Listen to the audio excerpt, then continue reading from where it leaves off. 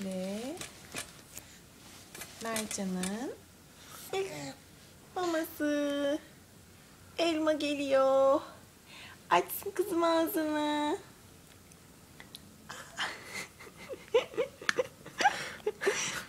Güzel mi anneciğim? Denemek ister misin daha?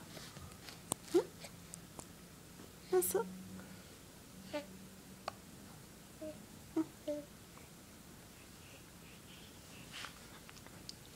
Ama ekşi değil ki bu elma.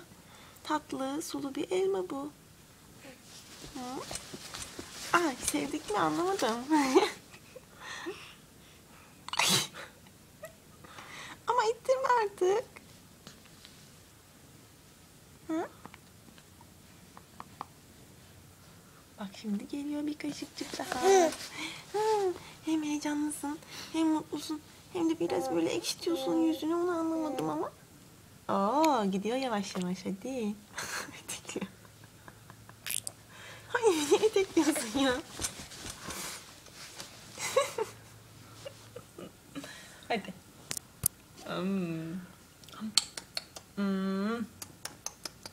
Anne de yesin, biraz ham yapsın.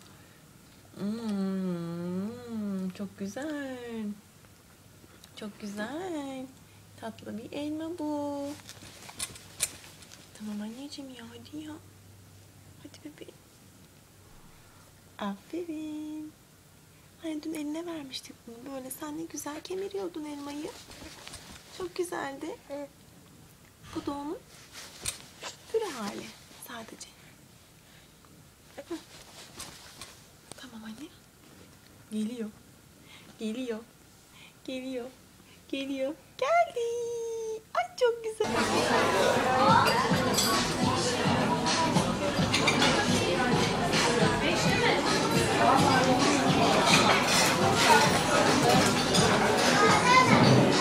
Hadi bakalım, geliyor.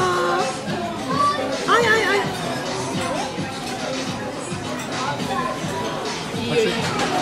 Kendi ağzına götürünce. Kızım. Annecik bak bak bak bak, elmalar geliyor geliyor geliyor geliyor. Tatlı elma. Güzel elma. Oo. Ne güzelmiş bu böyle. Yeter mi? Çok güzelmiş.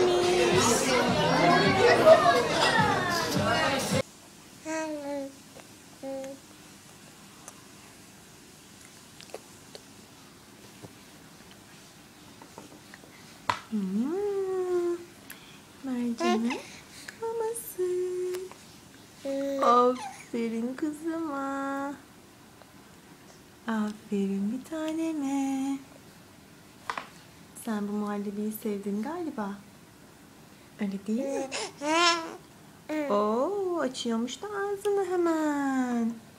Açıyormuş benim güzel kızım. Alışmış artık yemek yemelere. Oo. Tatlı kuzu bu. Çok güzel yiyor mamasını. Çok güzel yiyor. Oo, aferin bir taneme. Aferin kızıma. Geliyor. Oo, aferin sana. Aferin. Hadi aç bir daha. Hadi aç bir daha. Aferin. Aferin. Ay. Oo, kızım. Oo, benim tatlı kızım. Hadi. Hadi aç. Hadi anne.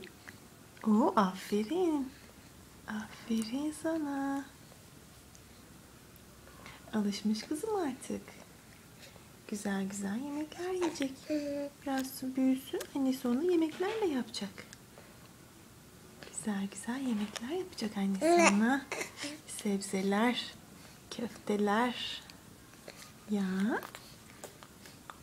Aferin bir taneme. Aferin.